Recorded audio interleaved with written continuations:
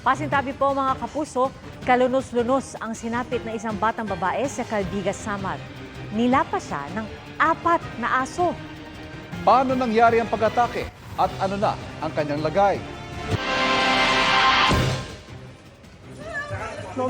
Sa India naman, dumugo ang bibig at nagsuka ang ilang kumain sa isang cafe doon. Nagkasugat-sugat ang kanilang dila at bibig. Ang dahilan ng kanilang sinapit, ihahatid namin maya-maya lang. Magandang hapon po. Sumabog ang tangke ng tubig sa rooftop na isang gusali sa Parañaque. 10 ang nasugatan at nadamay pati ang ilang sasakyan. Nakatutok si Jomer Apresto. Umislap ang kuryente hanggang nagdilim sa bahaging ito ng Barangay Tambo sa Parañaque. Pasado alas 9 kagabi, sumabog pala noon ang tangke ng tubig na nasa rooftop ng ginagawang 12-story commercial building. Libo-libong litro ng tubig ang rumagasa. Kumakain ako dito sa Bulaluan dito.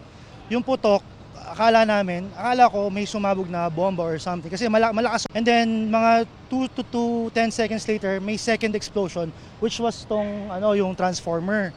10 ang sugatan sa insidente ayon sa Parañaque City Disaster Risk Reduction and Management Office. Kabilang ang isang lalaking 13 anyos na magde-deliver lang ng pagkain. Sa lakas ng agos ng tubig, tinangay ang kanilang e-trike at nahulog pa sila sa butas. Nakasakay po ako nun sa e-bike eh. Hindi ko po alam kung ano nangyari. Basta may bumagsak po sa amin Tapos basang-basa po kami. Tubig po talaga. Kasama sa ragasan ng tubig ang mga piraso ng bakal at konkreto na bahagi ng tangke. Ang mga debris tumama sa isang tinderang nagkabukol sa ulo at sa ilang sasakyang nadamay. Ayon sa kinatawan na nagmamay-ari sa gusali, handa silang sagutin ang gasto sa pagpapagamot sa mga napuruhan. Pinag-aaralan pa raw nila kung sasagutin din nila ang mga nadamay na sasakyan at establishmento. Patuloy ang investigasyon ng mga otoridad sa dahilan ng pagsabog ng tangke. Inaalam din ng pamahalang lungsod ang pananagutan ng may-ari ng building sa insidente. Para sa GMA Integrated News, Jomer Apresto, nakatutok 24 oras. Isang Korean national ang nasagip mula sa umunoy mapang-abusong kapwa Koreano. Inaresto ang suspect sa isang condo unit sa Pasay kung saan din na-rescue ang biktima. Tinawagan na ama ng biktima ang embahada ng South Korea sa Pilipinas para matulungan ang kanyang anak. Dito niya sinabi kung paano binibigyan daw ng droga ng suspect ang kanyang anak bago pagsamantalahan. Na-recover sa condo unit ang mga pakete ng daan-daan libong pisong halaga ng hininalang shabu at cocaine, pati mga improvised paraphernalia. Tumanggi magbigay na payag ang suspect. Nag-meet lang sila sa isang KTV. Kasi itong victim, tourist lang siya dito. Dahil nga nagkulang daw siya ng pera, allegedly, nag-work siya sa isang KTV dito sa Parañaque. Course. Lord, I pray. Sumailalim sa basic military training ang mahigit 100 Navy reservists mula Batanes.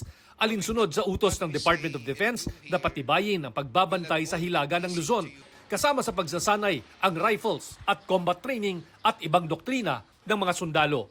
Pero sabi ng Northern Luzon Command, hindi inarmasan ang mga reservists at nananatiling sibilyan. In compliance with the order ng ISIND natin na kailangan ma-upgrade or ma-intensify yung defense posture natin sa norte, yung pagtitrain natin ng mga reservists is part ng compliance ng ating Philippine Navy. Huwag naman sanang mangyari, halimbawa lang magkagera, wala tayong makukuha na full of soldiers na really to fight. Comprehensive Archipelagic Defense ang tawag ng Armed Forces of the Philippines sa paghahanda sa mga banta mula sa labas.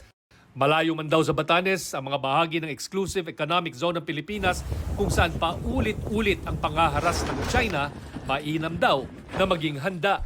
To deepen our country's defense depth, thus enhancing, of course, the defense of our archipelagic territory.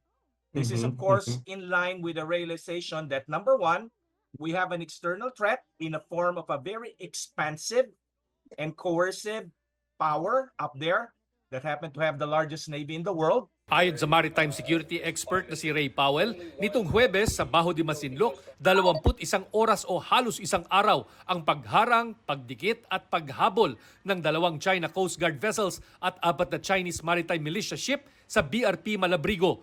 Sa automatic identification system data na ibinigay sa GMA Integrated News, makikita ang BRP Malabrigo na kulay asul sa AIS tracking system na ilang beses dinikitan, tinawiran sa harapan at hinarang. Pa-ekis-ekis sa dagat ang PCG para makalapit sa bahura at sa mga mangingisdang Pilipino roon. Pero sa 2 beses na tangka ng BRP Malabrigo, 2 beses din itong sinalubong at itinaboy. Nakabalik na ang BRP Malabrigo sa Manila noong Biyernes, pero wala pang konfirmasyon ang PCG sa insidente. They certainly came directly at the BRP Malabrigo and challenged its ability to get to Scarborough Shoal. And so, you know, I think what was clear from the data was any attempt to get even closer to Scarborough Shoal for the BRP Malabrigo would have been extraordinarily difficult. Wala pa ring pahayag ang Chinese Embassy sa insidente. Para sa GMA Integrated News, Shino Gaston nakatutok, 24 oras.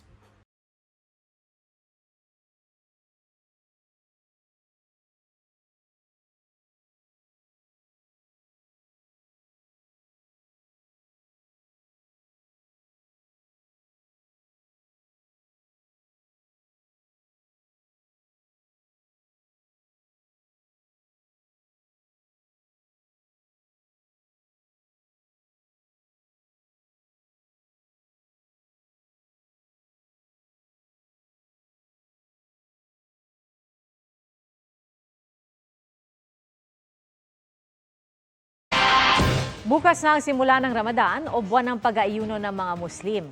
At sa Quiapo, Maynila, naglinis na sa Golden Mosque at sa paligid nito bilang paghahanda sa banal na buwan ng mga Muslim.